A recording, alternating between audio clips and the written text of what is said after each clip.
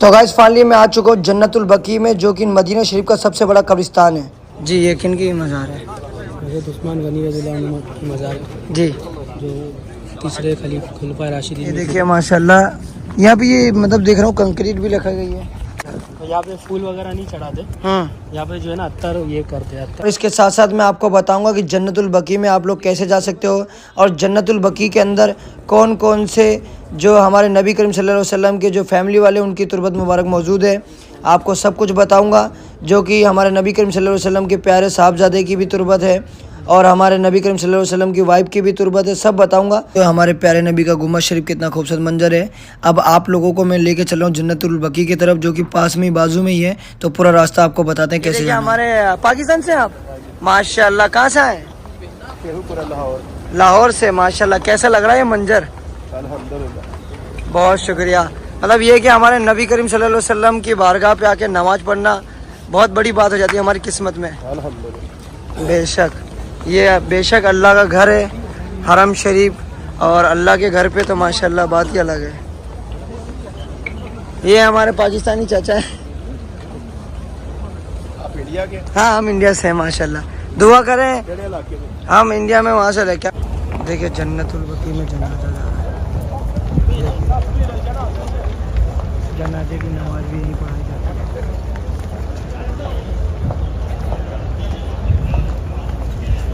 और एक चीज़ आपकी नॉलेज के लिए बता दूंगा, इसकी ये जन्नतुल बकी एक वाहिद ऐसा कब्रिस्तान है जहाँ पे कहा जाता है 70,000 लोगों को बिना हिसाब किताब के जन्नत में अल्लाह ताला दाखिल कर देगा माशाल्लाह। और भी हिस्ट्री पूरी जानकारी करते हैं और आपको बताइए। पूरी लाइन लगी है, ग्रीन लाइन लगी है। अब ये ग्रीन लाइन से पता नहीं क्या होने वाला है, क्या होगा पता नहीं, अभी आपको बताएंगे। और आपको बता दूं ज़्यादातर जो नमाज जनाजा है हरम शरीफ में ही ला करके पढ़ाई जाती है। देखिए माशाल्लाह कितना खूबसूरत प्यारा मंजर लग रहा है। अभी नमाज हुई है माशाल्लाह, असर की नमाज अभी हुई है जस्ट। माशाल्लाह देखिए कितना खूबसूरत मंजर है, और सारी पब्लिक एक साथ निकल के अब जा रही। देखो माशाल्लाह मैं जन्नतुल बकी की तरफ जा रहा हूँ। ये देखिए माशाल्लाह मैं जन्नतुल बकी जा रहा हूँ आप लोगों को दिखाने। ये यहाँ का बहुत बड़ा कब्रिस्तान है। जैसे जन्नतुल माला होती है वैसे यहाँ पे जन्नतुल बकी है। और आपको बता दूं, अगर आप लोग जन्नतुल बकी की तरफ जा रहे हैं तो फजर के टाइम जाएं, फजर की नमाज के बाद, और असर की नमाज के बाद जाएं। यही दो टाइम यहाँ पे जन्नतुल बकी का खुलने का टाइम है, और आके ज़ियारत कर सकते हैं आप। ये देखिए माशाल्लाह हम लोग जन्नतुल बकी की तरफ जा रहे हैं। अब यहीं के बारे में इंफॉर्मेशन देंगे, पूरा जानकारी देंगे माशाल्लाह। चलिए चलते हैं, मैं बताता हूँ आप लोगों को। ये देखिए मस्जिद नबवी के सामने आप देख सकते हो, जस्ट सामने आपको मस्जिद नबवी, मतलब हमारे नबी करीम सल्लल्लाहु अलैहि वसल्लम का रोज़ा मुबारक के सामने ही आपको निकलना पड़ता है। और ये है जन्नतुल बकी, जो यहाँ का कब्रिस्तान है, वही आप लोगों को मैं दिखाने लेके चल रहा हूँ। अच्छा हजरत, कौन से नंबर गेट से हमको जाना पड़ेगा जन्नतुल बकी जाने के लिए? 363 नंबर गेट से अगर आप लोग बाहर निकलते हैं, और फिर जस्ट सामने ये ऊपर चढ़ के आना पड़ेगा। ये ऊपर चढ़ के जाएंगे, ये जन्नतुल बकी का रास्ता है माशाल्लाह। ये यहाँ के बारे में पूरा वाक़या अभी हम लोग बताएंगे। बहुत खूबसूरत मंजर है माशाल्लाह। ये देखिए हम लोग जन्नतुल बकी की तरफ जा रहे हैं। ये हमारे नबी, प्यारे नबी सल्लल्लाहु अलैहि वसल्लम का रोज़ा मुबारक के सामने ही से आपको जन्नतुल बकी का रास्ता मिलता है माशाल्लाह। देखिए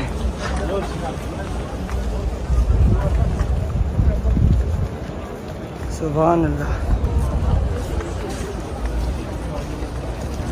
यहीं के बारे में सब कुछ बताएंगे आप लोगों को, सब अपने आंखों से ज़ियारत कर पाएँ और यहाँ के बारे में समझ पाएँ। देखिए यहाँ की जितनी भी मज़ारत आपको दिखेंगी, चाहे पुरानी हो चाहे नई, सब कच्ची देखने को मिलेगी।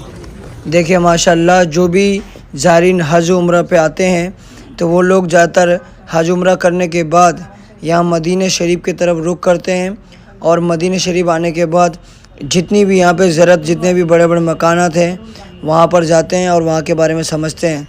तो आज हम इसी तरीके से जन्नतुल बकी इस कब्रिस्तान पर आए हैं। आप देख सकते हो यहाँ की सारी कब्रें जितनी भी कच्ची हैं और यहाँ पर माशाल्लाह सब आते हैं, दुआ करते हैं और दुआएं करते हैं, सब लोगों के लिए दुआ मांगते हैं। देख सकते हो यहाँ पे बहुत बड़े बड़े सहाबा इकराम की तुरबतें हैं और यहाँ पर हमारे नबी करीम सल्लल्लाहु अलैहि वसल्लम की जो भी फैमिलीज़ थी उनकी भी तुरबत मुबारक है।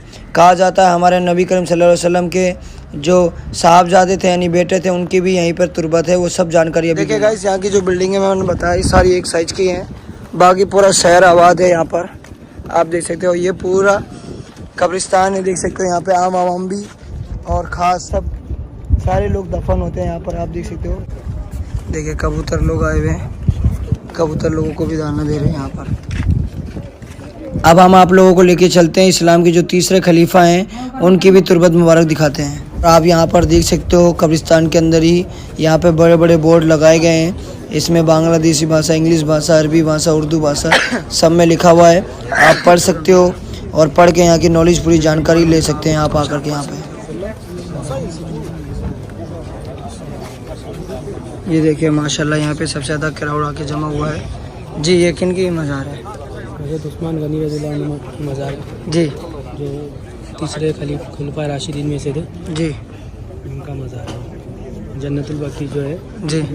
और आप देख सकते हो माशाल्लाह यहाँ पर कितने लोग आते हैं, दुआ करते हैं। और मैं भी यहाँ पर आया हूँ, इतनी अच्छी अच्छी बारगाहों पे जब मैं आता हूँ जाता हूँ ना, तो आप सब लोगों के लिए दुआ करता हूँ। जितने भी मेरे सब्सक्राइबर मुझे देखते हैं जो किसी कारण से यहाँ नहीं आ पाते, उन लोगों को यहाँ पर आने के बाद जितने भी मैं मज़ारत में जाता हूँ, ये देखिए माशाल्लाह यहाँ पे ये मतलब देख रहा हूँ कंक्रीट भी रखा गई है, कंक्रीट भी दिख रही है।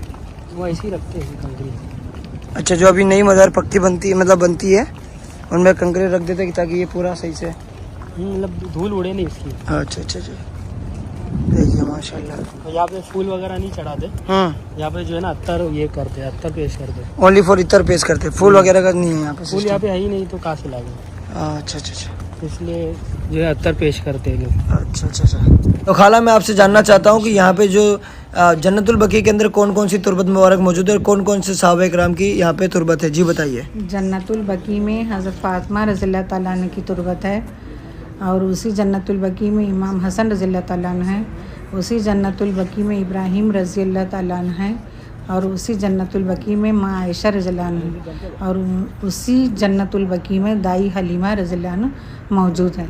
जी, दाई हलीमा रज़ियल्लाहु का क्या वाक़या मिलता है? दाई हलीमा रज़ियल्लाहु तआला अन्हा हमारे नबी सल्लल्लाहु अलैहि वसल्लम को दूध पिलाने वाली माँ थी जी, और उन्होंने आपको 6 साल की उम्र तक पाला, इसीलिए वो उनकी दूसरी माँ कहलाती है जी। तो वो उम्मे ऐमन जो है, दाई हलीमा जो है आप सल्लम की माँ कहलाती है जी। और पिलाई माँ। माँ फातिमा का क्या वाक़या मिलता है? बीबी फातिमा रज़ियल्लाहु तआला अन्हा का वाक़या यह है कि आप सल्लम के दुनिया से रुखसत होने के बाद में आप हमेशा गमगीन रहने लगी और बीमार हालत में रहने लगी। इस तरह से गम की हालत में आपका दुनिया से रुखसती हो गई। जी। माँ आयशा रज़ियल्लाहु माँ आयशा रज़ियल्लाहु अन्हा आप सल्लम की सबसे छोटी और चहेती बीवी थी। आप सल्लम के जाने के बाद वो भी बहुत गमगीन रहने लगी, लेकिन वो दुनिया को, उम्मत को बहुत ज़्यादा तालीम तरबियत देती थी।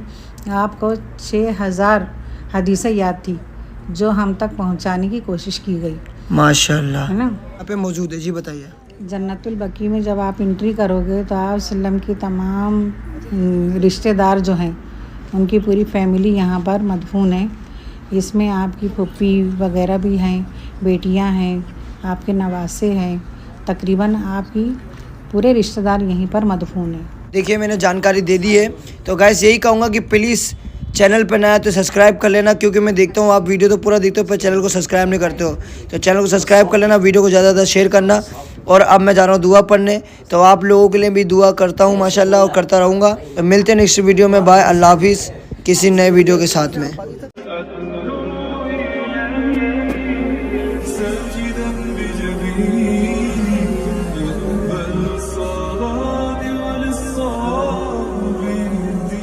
अस्सलामुअलैकुम प्यारे दोस्तों, आज हम आपको लेकर चल रहे हैं एक ऐसे मुकद्दस शहर की तरफ जिसका नाम सुनते ही हर मुसलमान का दिल नर्म हो जाता है, आंखें नम हो जाती हैं और रूह को एक अजीब सी राहत मिलती है। एक ऐसा प्यारा शहर जिसे दुनिया भर के मुसलमान अपनी दुआओं में मांगते हैं और जहां हमारे प्यारे नबी हजरत मोहम्मद सल्लल्लाहु अलैहि वसल्लम का रोज़ा मुबारक मौजूद है। खुश नसीब है वो लोग जो इस शहर की ज़ियारत करते हैं और उनसे भी ज्यादा मुकद्दर वाले वो लोग हैं जो वहाँ हर पल गुजारने की सआदत पाते हैं। जी हाँ, आज हम आपको सैर करवाएंगे मदीना मुनव्वरा की। तो चलिए बगैर किसी देर के अपने इस शानदार और मुकद्दस सफर को शुरू करते हैं। लेकिन इससे पहले वीडियो को लाइक, शेयर और चैनल को सब्सक्राइब जरूर कर लें। इस शहर का ऑफिशियल नाम अल मदीनतुल मुनव्वरा है। इस शहर का टोटल एरिया तकरीबन 599 मुरब्बा किलोमीटर है। 622 ईस्वी में नबी करीम सल्लल्लाहु अलैहि वसल्लम ने मक्का से मदीना की तरफ हिजरत की। उस हिजरत ने इस शहर को अजमत और नूर से भर दिया। उस वक्त मदीना को यसरब कहा जाता था। आज के दौर में मदीना की टोटल आबादी तकरीबन 17 लाख के करीब है। यहाँ की ज्यादातर आबादी मकामी अरब लोगों पर मुश्तमिल है, लेकिन बड़ी तादाद में भारत, पाकिस्तान और बांग्लादेश के लोग भी यहाँ रोजगार के लिए रहते हैं। मदीना की 100% आबादी मुसलमान है। कुछ साल पहले तक यहाँ गैर मुस्लिमों का दाखिला बिल्कुल मना था, लेकिन अब कवानीन में नरमी के बाद गैर मुस्लिमों को भी शहर में आने की इजाजत मिल गई है। ताहम मुकद्दस मकामात में दाखिला अब भी सिर्फ मुसलमानों के लिए है। पाकिस्तान से मदीना का टिकट तकरीबन 1 से 1.5 लाख रुपए तक आराम से मिल जाता है, जबकि वीजा की फीस भी ज्यादा नहीं, तकरीबन 45,000 रुपए के करीब है। जब आप मदीना के खूबसूरत एयरपोर्ट पर उतरते हैं तो कुछ लम्हों के लिए यकीन ही नहीं आता कि आप इस मुकद्दस सरजमीन पर खड़े हैं, जहां पहुंचने के लिए सिर्फ पैसों की नहीं बल्कि मोहब्बत और दिल की सच्ची तलब के साथ सबसे बढ़कर किस्मत की जरूरत होती है। क्योंकि कई लोगों के पास पैसा तो बहुत होता है, लेकिन उनकी किस्मत में वहां जाना नहीं लिखा होता। लेकिन वही कई ऐसे भी होते हैं जिनके पास पैसा तो नहीं होता, लेकिन उनकी किस्मत उनको इस मुकद्दस सरजमीन पर ले आती है। मदीना एयरपोर्ट से मस्जिद नबवी तक का फासला तकरीबन 20 किलोमीटर है और आप 30 मिनट के अंदर अंदर आराम से मस्जिद नबवी तक पहुंच जाते हैं। मदीना में होटलों का किराया हर जगह मुख्तलिफ होता है, लेकिन एक आम से होटल में एक रात का किराया तकरीबन 10 से 12 हजार तक होता है। जब आप मस्जिद नबवी में दाखिल होते हैं और पहली बार सब्ज गुंबद पर नजर पड़ती है तो बेइख्तियार आंखों से आंसू बहने लगते हैं, क्योंकि मुसलमानों का नबी करीम सल्लल्लाहु अलैहि वसल्लम से रिश्ता सिर्फ अकीदत का नहीं बल्कि गहरी रूहानी मोहब्बत का है, और यही मोहब्बत हर रोज लाखों लोगों को इस जगह ले आती है। मस्जिद नबवी सिर्फ एक मस्जिद नहीं बल्कि ये वो मुकद्दस मकाम है जहां आकर हर मुसलमान के दिल को सुकून और आंखों को ठंडक पहुंचती है। ये दुनिया की दूसरी सबसे मुकद्दस मस्जिद है और नबी पाक सल्लल्लाहु अलैहि वसल्लम ने खुद अपने हाथों से इस मस्जिद की बुनियाद रखी थी। हदीस पाक में आता है कि इस जगह एक नमाज पढ़ने का सवाब 1000 नमाजों के सवाब के बराबर है। अल्लाह पाक से दुआ है कि अल्लाह पाक हमें भी बार बार इस मुकद्दस जगह पर नमाज अदा करने की तौफीक अता फरमाए और हमारी नमाजों को अपनी बारगाह में कबूल फरमाए। मस्जिद नबवी एक बहुत वसी और अरीज मस्जिद है। आम दिनों में यहाँ तकरीबन 10 लाख से जायद नमाजी नमाज अदा कर सकते हैं और हज या रमजानुल मुबारक के दिनों में ये तादाद 20 लाख तक भी पहुँच जाती है। मस्जिद के चारों तरफ बहुत बड़े सहन बनाए गए हैं ताकि ज्यादा से ज्यादा लोग आराम से इबादत कर सकें। मदीना शरीफ में गर्मी बहुत ज्यादा पड़ती है, इसलिए सहन में जदीद तर्ज की खुद ब खुद खुलने और बंद होने वाली छतरियां लगाई गई हैं। इसके अलावा मुसलसल पानी का स्प्रे करने वाले बड़े बड़े फैन भी नस्ब किए गए हैं ताकि गर्मी में नमाजियों को ठंडक और सहूलत मिल सके।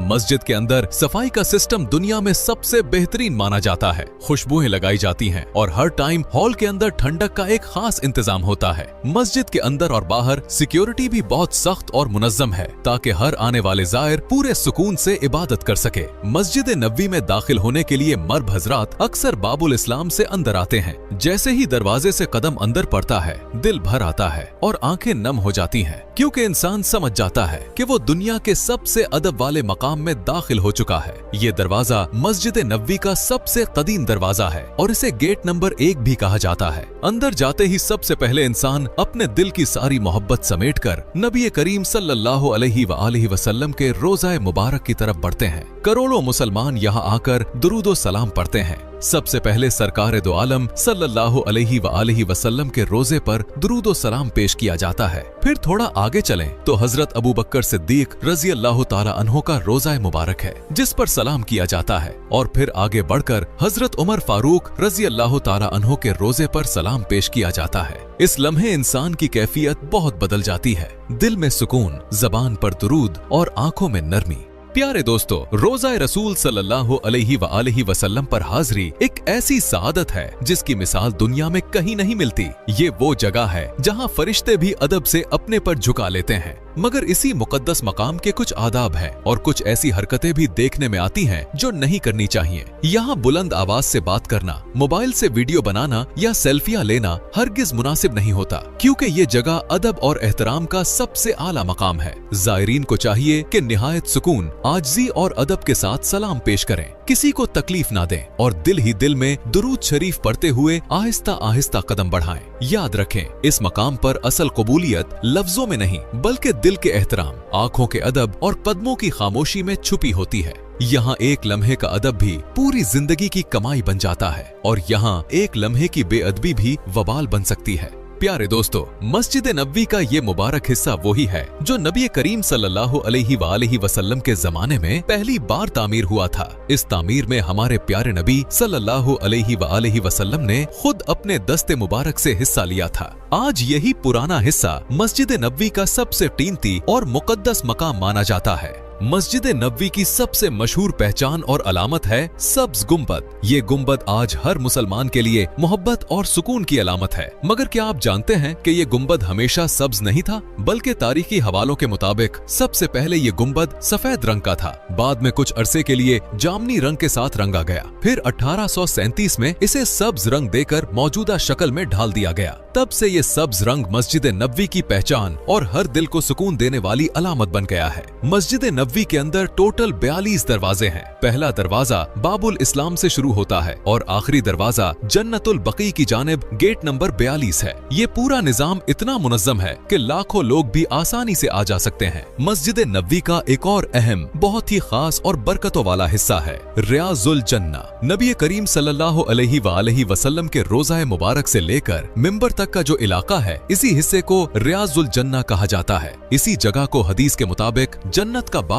कहा गया है। यहाँ नमाज पढ़ना, दुआ करना और चंद लम्हे गुजारना दुनिया की सबसे बड़ी सादतों में से एक है। जब आप इस मकाम पर जाते हैं तो वहाँ के सुतून फौरन आपकी तवज्जो खींच लेते हैं। ये सुतून मस्जिद के बाकी सुतूनों की निस्बत मुख्तलिफ नजर आते हैं। ये फर्क सिर्फ जाहिरी नहीं बल्कि तारीखी भी है। इन सुतूनों को असातीन कहा जाता है और ये कुल 8 के करीब है और हर सुतून अपनी एक अलग तारीख और अहमियत रखता है। मिसाल के तौर पर एक सुतून वो है जहाँ नबी करीम नमाज पढ़ते थे, एक सुतून वो जगह है जहां आप एतकाफ फरमाया करते थे और एक वो सुतून है जहां नबी करीम के पास सहाबा कुरान सीखने बैठते थे। दोस्तों, रियाजुल जन्ना में जाने के लिए अब आपको नुसुक ऐप से वक्त लेना पड़ता है। ऐप में मिलने वाला वक्त बहुत कीमती होता है क्योंकि उसके बाद आपको तकरीबन 30 मिनट तक रियाजुल जन्ना में नवाफिल पढ़ने और दुआ करने की इजाजत मिलती है। ये आधा घंटा किसी भी मुसलमान की जिंदगी के सबसे मुबारक लम्हात में से होता है। मस्जिद नबवी अंदर से भी बेहद खूबसूरत है। पूरी मस्जिद के अंदर हर जगह जमजम के कूलर रखे गए हैं। एक कूलर में ठंडा जमजम होता है और दूसरे में गर्म, ताकि हर शख्स अपनी पसंद के मुताबिक पी सके।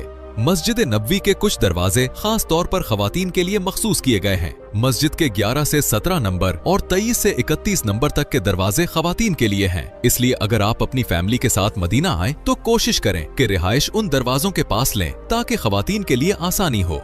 रबीउल अव्वल का महीना मुसलमानों के लिए बहुत मुकद्दस है क्योंकि हमारे प्यारे नबी सल्लल्लाहु अलैहि वसल्लम इसी महीने में दुनिया में तशरीफ लाए थे। इसी महीने में मक्का से मदीना हिजरत की थी और विसाल भी इसी माह में हुआ था। यही वजह है कि इस महीने में मस्जिद नबवी और मदीना मुनव्वरा की रौनक और अकीदत अपने उरूज पर होती है। मस्जिद नबवी के 3 अतराफ में ऊंचे ऊंचे होटल बनाए गए हैं, जबकि चौथी तरफ तारीखी जन्नतुल बकी का कब्रिस्तान वाक़े है जहां हजारों सहाबाए किराम और अहले बैत आराम फरमा है। मस्जिद के करीब मौजूद होटलों की 4 कतारें हैं जिन्हें मरकजिया कहा जाता है। सबसे आगे ज्यादातर 5 स्टार होटल हैं। खास तौर पर गेट 326 से लेकर गेट 340 तक के सामने वाले होटल सबसे महंगे समझे जाते हैं क्योंकि यहाँ शॉपिंग की बहुत ज्यादा दुकानें हैं। इसके अलावा गोल्ड की सबसे ज्यादा दुकानें भी इसी तरफ वाक़े हैं और लोगों की चहल पहल और गहमा गहमी भी आपको यही नजर आएगी। मस्जिद नबवी के गेट नंबर 22 के बिल्कुल सामने आपको दूर से एक बड़ा और खूबसूरत पहाड़ नजर आता है। ये है उहद का पहाड़, वही पहाड़ जिसके बारे में नबी करीम सल्लल्लाहु अलैहि वसल्लम ने फरमाया था कि मुझे उहद से मोहब्बत है और उहद को मुझसे मोहब्बत है। उहद का पहाड़ देखकर दिल में एक अजीब सी नरमी और सुकून पैदा होता है। दोस्तों, एक और अहम बात जो बहुत से लोगों को नहीं पता होती वो ये कि औरतें इशा की नमाज के बाद रोज़ा रसूल की जियारत के लिए जा सकती हैं। औरतों के लिए ये जियारत रोजाना रात को खोली जाती है, मगर बहुत सी खवातीन लाइल्मी की वजह से इशा की नमाज पढ़कर वापस होटल चली जाती हैं और जियारत का मौका हाथ से निकल जाता है। इसलिए अगर आप अपनी फैमिली के साथ मदीना जाएं तो ये बात पहले से जान लें ताकि खवातीन आसानी से जियारत कर सकें। अगर आप गेट नंबर 310 से बाहर निकलें तो इसी तरफ मस्जिद गमामा मौजूद है। ये वो मकाम है जहां नबी करीम सल्लल्लाहु अलैहि वसल्लम ने ईद की नमाजें अदा फरमाई थीं। यहाँ जाकर लोग आज भी नवाफिल पढ़ते हैं। इसके बिल्कुल करीब हजरत अबू बकर सिद्दीक रजी अल्लाह ताला अन्हो और हजरत अली रजी अल्लाह ताला अन्हो की निस्बत से मंसूब छोटी मसाजिद भी मौजूद हैं, जो तारीखी लिहाज से बहुत अहम हैं। चले दोस्तों, अब आपको लेकर चलते हैं उस मकाम की तरफ जिसे सुनकर आज भी ईमान ताजा हो जाता है। मैदान बदर। ये वही मैदान है जहां 13 मार्च 624 ईस्वी को इस्लाम की पहली फैसला कुन लड़ाई गज़वा बदर लड़ी गई। ये जगह मदीना मुनव्वरा से तकरीबन 144 किलोमीटर दूर वाक़े है। आमतौर पर लोग फजर की नमाज के फौरन बाद यहाँ का सफर शुरू करते हैं और जोहर तक वापस मदीना पहुँच जाते हैं। इस जंग में सिर्फ 313 मुसलमानों ने 1000 से ज्यादा लश्कर कुरैश का मुकाबला किया और दुनिया ने देखा कि ईमान, इखलास और अल्लाह की मदद के सामने तादाद कोई मानी नहीं रखती। यहाँ वो मकाम भी मौजूद है जहाँ वो अजीम सहाबा मदफून हैं जो उस दिन शहीद हुए। उनके नाम आज भी यहाँ लिखी हुई तख्तियों पर मौजूद हैं। आगे बढ़े तो एक मस्जिद नजर आती है जिसे मस्जिदुल अरीश कहा जाता है। इसी मकाम पर नबी करीम सल्लल्लाहु अलैहि वसल्लम ने अपना खैमा लगाया था और यही वो जगह है जहां आप सल्लल्लाहु अलैहि वसल्लम ने खड़े होकर अल्लाह से वो तारीखी दुआ की थी कि ऐ अल्लाह, अगर आज ये छोटी सी जमात खत्म हो गई तो कयामत तक तेरा नाम लेने वाला कोई नहीं बचेगा। और फिर अल्लाह ताला ने आसमानों से मदद भेजी। हजारों फरिश्ते मैदान बदर में उतरे और मुसलमानों के साथ मिलकर मुशरिकीन का मुकाबला किया। ये मंजर तारीख में एक ईमान अफरोज मोजज़े के तौर पर महफूज है। यहाँ एक कुआं भी मौजूद है जिसे बैरे शिफा कहा जाता है। रिवायत है कि उस दौर में उस कुएं का पानी कड़वा था, लेकिन जब नबी पाक सल्लल्लाहु अलैहि वसल्लम ने उसमें अपना लुआबे दहन डाला तो पानी अल्लाह के हुक्म से मीठा हो गया। यही वजह है कि आज भी बहुत से लोग यहाँ आकर उस कुएं को देखते हैं और उसका मुबारक पानी पीते हैं। मस्जिद नबवी के बिल्कुल सामने गेट नंबर 22 से अगर आप टैक्सी लें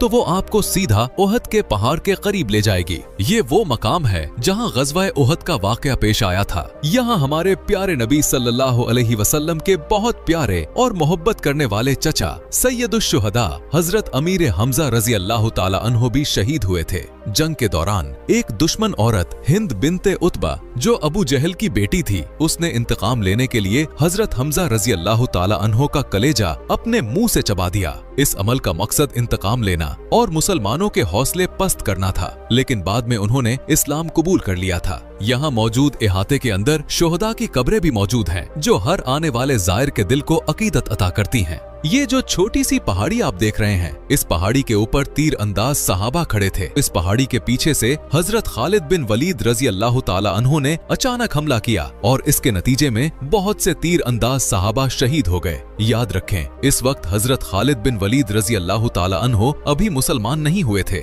मगर बाद में अल्लाह के फजल से आप इस्लाम के अजीम सिपह सालार बने। इसी गज़वा में नबी करीम सल्लल्लाहु अलैहि वसल्लम के दंदाने मुबारक भी शहीद हुए थे। मस्जिद नबवी के बैरूनी गेट नंबर 362 के सामने ही एक बहुत ही मुकद्दस मकाम है जिसे जन्नतुल बकी कहा जाता है। ये कब्रिस्तान आमतौर पर फजर और असर की नमाज के बाद खोला जाता है। जन्नतुल बकी में दाखिल होते ही आपको सामने इन अजीम हस्तियों की कब्रें नजर आती हैं जो इस्लाम की बुनियाद हैं। यहाँ हजरत आयशा रजी अल्लाह ताला अन्हा और नबी करीम की दीगर अज़वाजे मुतहरात की कब्रें मौजूद हैं। आपको यहाँ एक छोटा सा जंगला लगा हुआ नजर आएगा जिसके अंदर बीबी फातिमा रजी अल्लाह ताला अन्हा, इमाम ज़ैनुल आबिदीन रजी अल्लाह ताला अन्हो और इमाम हसन रजी अल्लाह ताला अन्हो की कब्र मुबारक हैं। और नबी करीम के रोज़ा मुबारक के सामने हजरत उस्मान गनी रजी अल्लाह ताला अन्हो की कब्र मुबारक मुबारक मौजूद है। दोस्तों, जन्नतुल बकी में 10,000 से जायद सहाबाए किराम की कब्रें हैं। इसी वजह से ये कब्रिस्तान हर मुसलमान के लिए इंतहाई मुकद्दस है। यहाँ आकर न सिर्फ दुआ कर जाती है बल्कि सहाबाए किराम की कुर्बानियों को याद करते हुए दिल में एक अजीब सा सुकून और अकीदत पैदा होती है। नबी करीम सल्लल्लाहु अलैहि वसल्लम ने अहले बकी का नाम लेकर उनके लिए मग़फ़िरत और रहमत की दुआ फरमाई है और क़यामत के दिन शफाअत का वादा भी आया है, मगर ये शफाअत अल्लाह के हुक्म से होगी। चले अब आपको यहाँ से लेकर चलते हैं मस्जिद कुबा की तरफ, जहाँ पहुँचने में तकरीबन 20 मिनट लगते हैं। मस्जिद कुबा इस्लाम की पहली मस्जिद है और जो भी मदीना मुनव्वरा आता है उसकी ज़ियारत करना लाजमी समझता है, चाहे वो शख्स कई बार मदीना क्यों ना आ चुका हो। इसकी सबसे बड़ी वजह यह है कि यहाँ 2 नवाफिल अदा करने का सवाब एक मकबूल उम्रे के बराबर है और ये सवाब कौन नहीं लेना चाहेगा। आजकल मस्जिद कुबा को भी वसी करके बड़ा बनाया गया है ताकि ज्यादा से ज्यादा लोग आसानी से इबादत कर सकें। इसी के करीब ही हजरत सलमान फारसी रजी अल्लाह ताला अन्हो का बाग भी मौजूद है। यहाँ नबी पाक ने खुद अपने हाथों से अजवा खजूर के कुछ दरख्त लगाए थे। इसी वजह से आज भी इस बाग की खजूर को अजवा आलिया कहा जाता है। इसी बाग में एक छोटा सा कुआं भी मौजूद है। कहा जाता है कि नबी पाक सल्लल्लाहु अलैहि वसल्लम को इसी कुएं के पानी से गुस्ल दिया गया था और यही चीज इस कुएं की अहमियत को और बढ़ा देती है। अब यहाँ से हम मस्जिद क़िबलतैन की तरफ चलते हैं। क्या आप जानते हैं कि सबसे पहले मुसलमान नमाज बैतुल मुक़द्दस की तरफ रुख करके पढ़ते थे? तकरीबन 16 से 17 महीने तक नबी करीम ने मदीना शरीफ में इसी रुख की तरफ नमाज अदा की, लेकिन बाद में अल्लाह ताला के हुक्म से किबला तब्दील करके खाना काबा की तरफ कर दिया। इसी तारीखी वाक़े को याद करने के लिए इस मस्जिद में 2 मुसल्ले बनाए गए हैं। ये है मस्जिद जुमा, जहाँ इस्लाम में सबसे पहला जुमा अदा किया गया था। दोस्तों, अगर खाने पीने की बात करें तो मस्जिद नबवी के करीब आपको बहुत से छोटे बड़े रेस्टोरेंट मिल जाते हैं। उनमें सबसे सस्ता और सबसे ज्यादा मशहूर नाज जन्नतुल बकी के करीब वाक़े है। यहाँ हमेशा रश लगा रहता है क्योंकि ये जायके और कीमत दोनों में बेहतरीन है। प्यारे दोस्तों, मदीना शरीफ में गुजारे हुए दिन इंसान की जिंदगी के सबसे खूबसूरत दिन होते हैं। यहाँ का वक्त, यहाँ की खामोशी और यहाँ की बरकतें इंसान सारी जिंदगी नहीं भूल सकता। जब ज़ायरीन अपने मदीना के अय्याम मुकम्मल कर लेते हैं तो इसके बाद मक्का की तरफ सफर शुरू होता है। मदीना की हुदूद में ही मीकात वाक़े है जो मस्जिद नबवी से तकरीबन 14 किलोमीटर के फासले पर है। इस मकाम को जुल हुलैफा कहा जाता है। यहाँ आकर लोग गुस्ल करते हैं, एहराम बांधते हैं और लब्बैक अल्लाहुम्मा लब्बैक की सदाएं बुलंद करते हुए मक्का मुकर्रमा की तरफ रवाना हो जाते हैं। अल्लाह से दुआ है कि अल्लाह पाक हमें भी बार बार मदीना और मक्का की हाजिरी नसीब फरमाए और हमें अपने नबी की सुन्नतों पर चलने वाला बना दे। आमीन या रब्बुल आलमीन। तो दोस्तों, ये थी आज की हमारी इंफॉर्मेटिव और दिलचस्प वीडियो। आपको ये वीडियो कैसी लगी कमेंट्स में जरूर बताइएगा और हमारे चैनल को सब्सक्राइब और वीडियो को लाइक जरूर कीजिएगा। अगली वीडियो तक अल्लाह हाफिज।